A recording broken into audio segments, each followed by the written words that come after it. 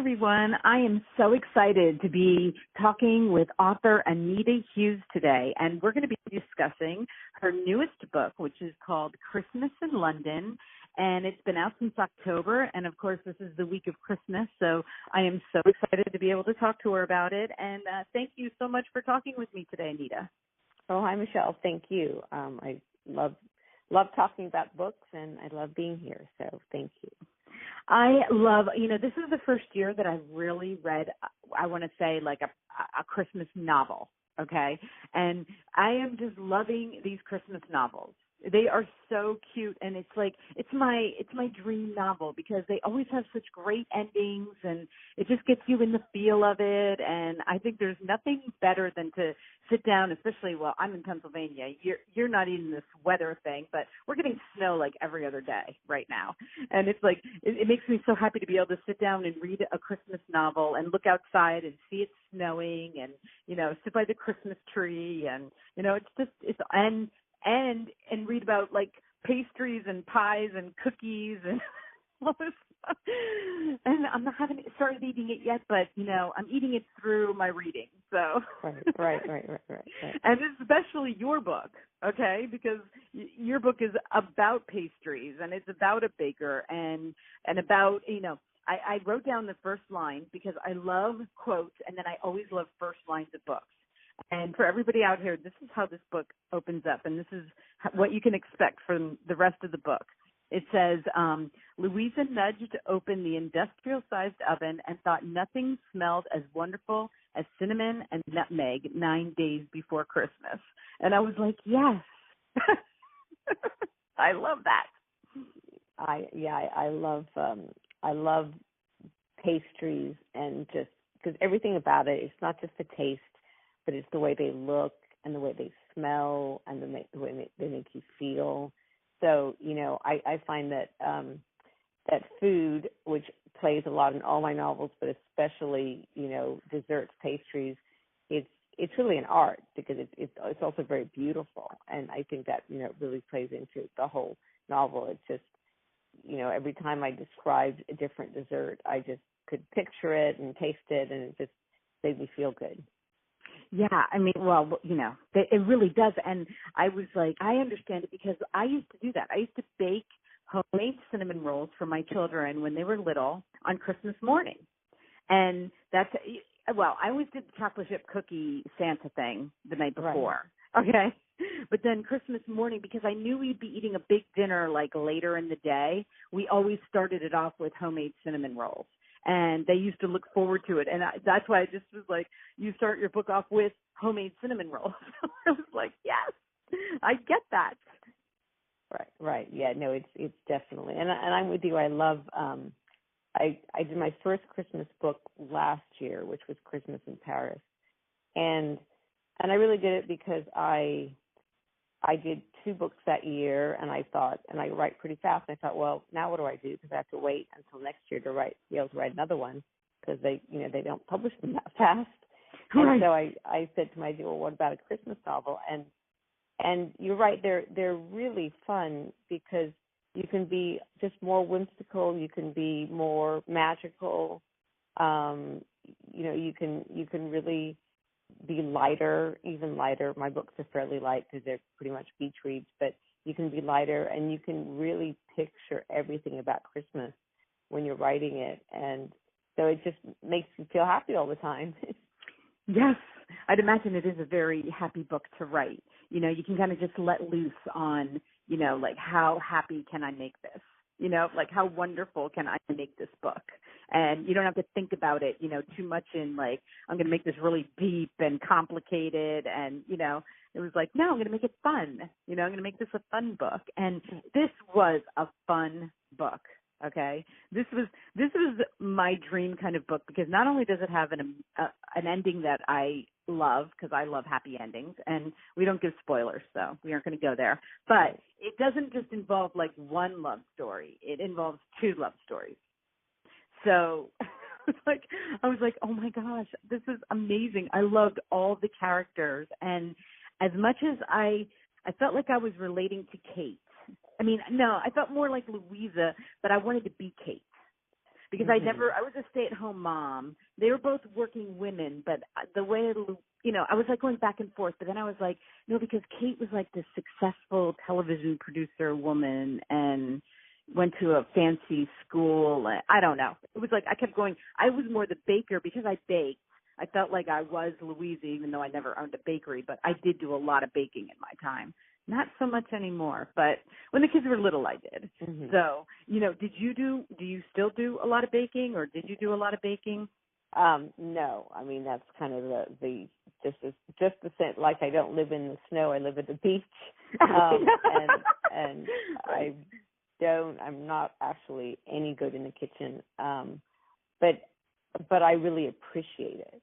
And I have always loved desserts. I love desserts, and I love when I was young, like, my father would take me to, like a pastry shop and on Sundays, and I'd just look forever in the window trying to figure out which one, just you get one piece. And so, is it the cheesecake or is it, this, that, the other? And so I've always loved the way it all looks and at the same time, and just, the different choices. I wish I was better in the kitchen, but I do have children, and I have one who's kind of a master baker. So that helps. Oh, that's nice. Which one, just so everybody knows, I just found out that, Anita has 5 children. I have 6 children. So we relate on a very spiritual level of, what it was like to have a lot of children and grow up in a big family. And I always talk about when I'll say my son, and then everybody will be like, oh, your oldest? No, number 4, I always list them as numbers. It is. I have 5, so it is. This is daughter number. Okay, so the 4th child. She's really good, and she makes just the most amazing pumpkin bread and cookies and everything. And so we've got a good chef. How old is she? Kitchen. She's 17. Oh, almost that's 18. Awesome. Almost that's 18. awesome. Yeah. Now, how many girls and boys do you have? What's your? 2 girls and 3 boys. And I have 2 girls and 4 boys. Oh my gosh, so that's pretty close. Wow. And I started with a boy and ended with a boy. Me too. Yeah. It's great. It definitely keeps you on your toes, and have people to share things with, and that's really important. You used to have people who'd read the books in the beginning, but now they're all very busy. With their own things. Well, what you have to do is I did. I just hired them to work for me. So right.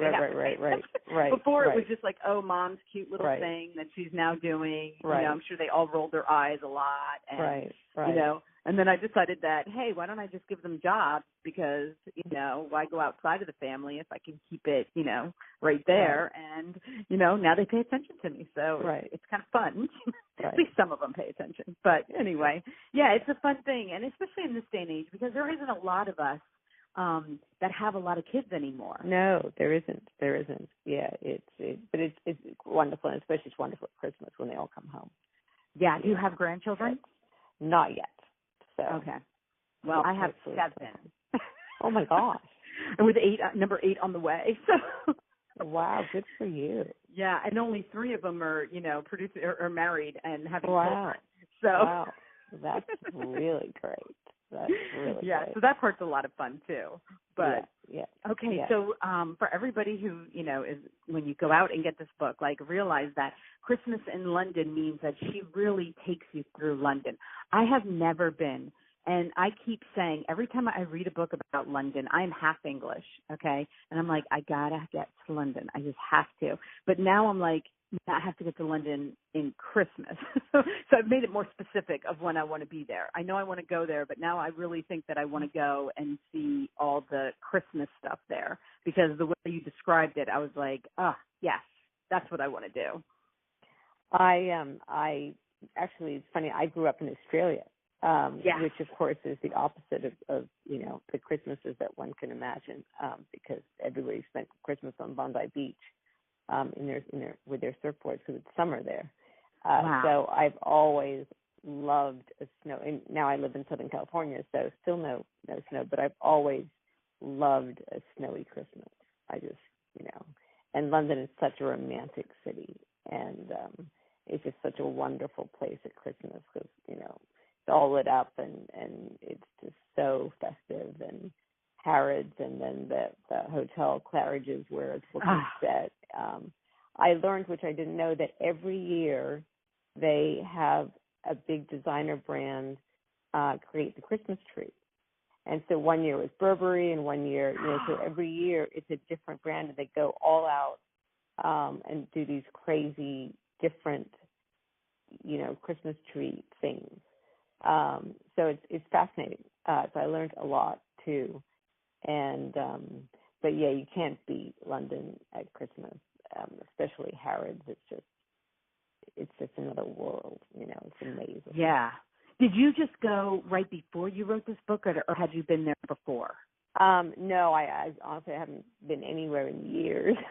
So all when I was much younger, because of all these kids. Right. I wish maybe next year. Right. Well, that's what, as I said, like now I definitely want to do that. But I mean, to write a book about it, a lot of the authors are like, yeah, well, it gave me an excuse to go back there to, do some research on it. And I know. I always envy those authors. Right. Well, and what I love how you just like stuck in there. First of all, I love historical fiction. And as much as you want to say this is like a Christmas quote unquote novel, you do stick a lot of history in there. And it made me go look at stuff. Like I found myself like, oh, that's interesting. I want to see that. And I would look up stuff and, because first of all, I love English history, to begin with. So I love the fact that you'd put little, about the buildings or about a sightseeing tour they were on or, whatever they did, you kind of just snuck it in there. And I love that. Yeah, I do that, in all my books. And I really love it too. It just brings it to life for me when I'm sitting, at the computer. I just kind of just immerse myself in the research online and, and I've set books, everywhere, Rome, Lake Como, French Riviera, St. Bart's, because Christmas in London is my 11th book. And they're all set in different locations. I do want to talk about that too. And so, yeah, I try to be pretty close to, try to keep it, try to really do my research so people kind of learn something along the way as well. Yeah, I mean, when I was going through, I always write down like your other books, okay? And I found with you, I had to write the year and then that many books that you came out. I mean, since 2012, what did you say, 11 right now? I mean, yes. It has been crazy. And your craziest year was last year because I think you had 4 books last year. 3 books, right, yeah. And then ending with Christmas in Paris. And then this year, 3. And then it was just, but I saw the locations and I was like, wow, I mean, you really take people on a journey from outside. First of all, Anita lives in paradise on earth, okay? You live in Dana Point, right? California, which is, for anybody who has never been there, I have been there, and it was like, you can't even imagine it, and you live there. Like, I've been there for vacation. I lived in Newport Beach for a couple of years back in my before children's stage and life. But I used to go down to Dana Point because it was just so beautiful down there. And so you lived in Australia in an absolutely beautiful, beautiful place. Then you come here and you live in probably one of the best places in our country, as far as scenery goes and people being like, I want to live there. And so you had it pretty good. Well, that's where my first book, Monarch Beach, was set right where we live. And that's how this kind of all started. And then I had I lived in San Francisco for 20 years. And so there's, quite a few books that have pretty strong San Francisco beginnings or ties. And then, I just thought, gosh, where do I want to be when I'm writing? Because I really feel like I'm there when I'm writing. And so I just pick places I want to be. Right. It's just, I'm in Pennsylvania right now. As a matter of fact, I'm trying to plan a trip to San Diego in February. I'm working on it really hardcore right now because this is our 3rd snow this week. I'm already like trying to think of outs You know? Yeah. San Diego. I'm going to Florida for Christmas, so that's one. And then I'm like, okay, so I need somewhere else to go. It's not going to make it. I'm not going to do this. I love going to California. It really just is. But okay, so when you decided to begin, okay, you're a mom and you have all the, you have 5 children. And in 2012, you write your first book. How do you find the time? Like, I know with my children, like, I had to really wait until they got older to even think about something else, and then you went right into it. I mean, you just kept writing and you came out with all these books in a short amount of time. You're very inspirational to me. Thanks. And they were older. Well, not that old. So my youngest now is 15, so not that much older. So that was 7 years ago. 5 years ago when it came out. So so the youngest was around 10 or 8 when I was writing. And they don't need you that much anymore. And I wrote a lot when I was young, and then just put it all aside to raise the family and everything. So the writing part actually comes pretty easily to me. It just kind of flows, and I really enjoy it. But yes, you certainly have to make the time. You have to sit down at the computer, and of course nobody, I used to laugh because they'd come in and interrupt me, and I'm like, you wouldn't interrupt a brain surgeon. If I was doing brain surgery, you wouldn't just walk in the middle of, I'd just be sitting at my computer, obviously writing, and they'd just come in and ask whatever question they felt like. But that is one of the beauties of writing, is that I remember before I actually got published, I would just take it with me everywhere and just write, during swim lessons or waiting for, this or that. Now I'm more structured, and I'm kind of fearful of taking my computer anywhere because it's kind of my life. So I just kind of stay in one spot. But it does take a lot of discipline. Writing is definitely discipline, because no one's going to tell you to do it. Right. And did you find yourself waking up in the middle of the night, like with ideas and writing then? I have a sort of an interesting process that I tell people about, like when I do book talks, that I actually sit in the dark for about an hour at night before bed, just sit in the dark and think up what I'm going to write the next day. And it really works. Like dialogue, scenes, everything. And then I try to write about 1,000 words a day. So if you think of that, then you're pretty much done. So, it doesn't take me long to get down the 1,000 words, but then I have to make them perfect. So that takes the rest of the day. Okay, so do you remember it? Like after you do that hour of like sitting in the dark, do you write it down, or no? Do you I'll remember it for the next. Wow. Day. Though it does help to start work on it like first thing in the morning before people start kind of bugging me about things. So sometimes I don't like to start writing in the afternoon. I like to sort of start right in the morning. It does sound kind of like a meditation or a very spiritual thing to me, like to be able to sit there or like, and like clear your brain of the, because when you do have a lot of children, you've got a lot of stuff up there. Like you said, swim lessons at this time, what do I have to do tomorrow? Oh, I got this, this person has to be here, this person has to be there. We do a lot of driving around. So in order to clear your mind from that clutter of what do you have to do and think about this kind of, I can imagine, because of just even this book, that it's a way of fun, because your book is fun. So it's like, I'm going to think about these fun things that I want to write about, And things that you can control, right? And that have a resolution other than, don't do this and don't do it again. Exactly. Well, I did have a question about this book, and like I said, we don't give spoilers, but do you find that your fans are like, since they're probably mostly women, I would assume, and it's like you have 2 male main characters, Noah and Trevor, do you find that they like pick who they like? Like with the women, I found like I wanted to be, like I said, like I'd either relate or want to be them, and so with the guys, it was kind of like, I like him. Like definitely, and readers always sort of project, well, I wouldn't be with him. Well, I don't like what he says. Well, I mean, obviously you need conflict. You can't have a relationship in a book that is perfect from beginning to end, because then you don't have a book. But I try to whenever I think of a new book, I think, because really to me it kind of boils down to boy meets girl. There are problems and they get worked out or not. But that's kind of the interest for me. What are the problems? What attracts them to each other? How do they get along? What's the chemistry? What tries to separate them, and then how do they end up wherever they end up, which generally is back together, because I do like the happy endings. I like happy endings. But not always. Not always. Well, I always tell people, I'm a happy ending person, and to me it's the journey to the happy ending. That's the fun part, because not that like you said, if you don't have, even if they don't end up together, maybe there's a happiness about that, like it's a good thing, that they didn't, but it's always, to me, it's like, how do we get to the happy ending, and how much fun of a ride is it there?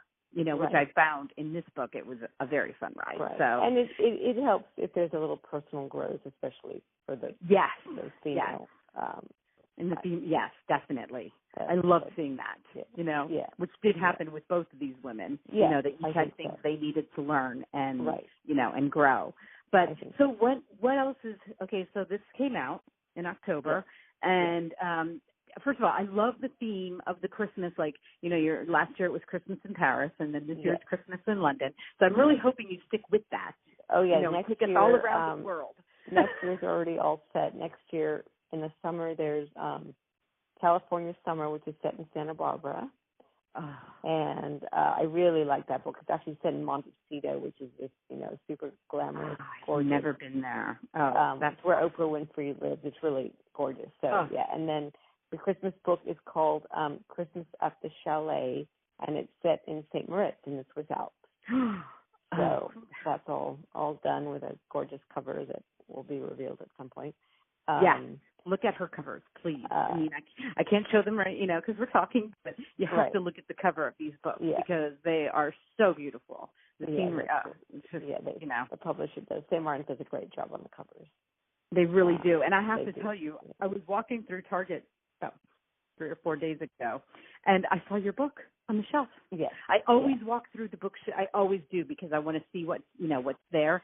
And somebody had told me that Target is a very difficult spot, which I didn't know, but authors tell me these fun little facts.